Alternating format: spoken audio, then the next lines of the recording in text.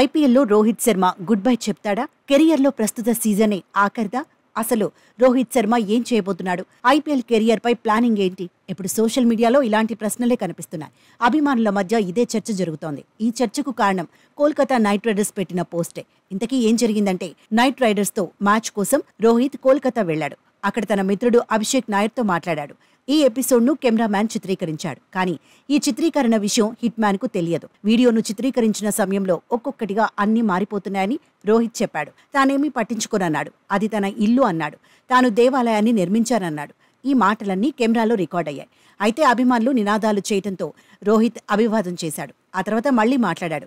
చివర్లో మాట్లాడిన మాటలు క్లారిటీగా లేవు. కానీ నాదేముంది, ఇదే చివర్ది అని రోహిత్ అన్నట్టుగా చర్చ జరుగుతోంది. ఇదంతా ముంబై గురించే హిట్ మ్యాన్ అన్నాడని కొందరు పోస్టులు పెడుతున్నారు. రోహిత్కు ఇదే ఫైనల్ సీజన్ ఏమో అంటున్నారు. మరికొందరు మాత్రం అలాంటిదేమీ లేదంటున్నారు. రిటైర్మెంట్పై రోహిత్ ఏమీ మాట్లాడలేదంటున్నారు.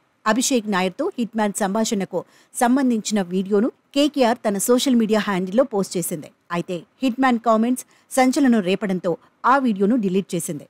కానీ అప్పటికే రోహిత్ సంభాషణలు వైరల్ అయ్యాయి. మరోవైపు ఐపీఎల్కు గుడ్ బై చెబుతాడో లేదో తెలియదు. కానీ ముంబైని మాత్రం హిట్ మ్యాన్ వదిలేయడం పక్కా అని అభిమానులు చెప్పుకుంటున్నారు. స్టార్ ప్లేయర్ను ముంబై యాజమాన్యం అవమానించిందంటున్నారు. 5 సార్లు ఛాంపియన్గా నిలబెట్టిన కెప్టెన్సీ నుంచి తొలగించిందంటున్నారు. సరైన సమాచారం ఇవ్వకుండానే రోహిత్ను తప్పించారని ఆరోపిస్తున్నారు. అసలు గుజరాత్ టైటాన్స్ నుంచి పాండ్యాను తీసుకురావాల్సిన అవసరం ఏముందంటున్నారు. హార్దిక్ వచ్చాక ముంబై ఇండియన్స్ పరిస్థితి దారుణంగా తయారైందంటున్నారు. ప్లే ఆఫ్స్కు దూరమైన తొలి జట్టు ముంబై అంటున్నారు.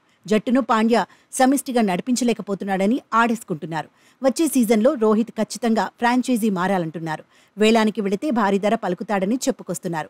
ఏ ఫ్రాంచైజీకి వెళ్లినా మంచి గౌరవం దొరుకుతుందంటున్నారు. రోహిత్నే కెప్టెన్గా నియమించడానికి ఫ్రాంచైజీలో ఆసక్తి చూపిస్తాయంటున్నారు. నిజానికి వచ్చే ఏడాది ఐపీఎల్ మెగా వేలం జరగబోతోంది. అన్ని జట్ల రూపురేఖలు మారబోతున్నాయి.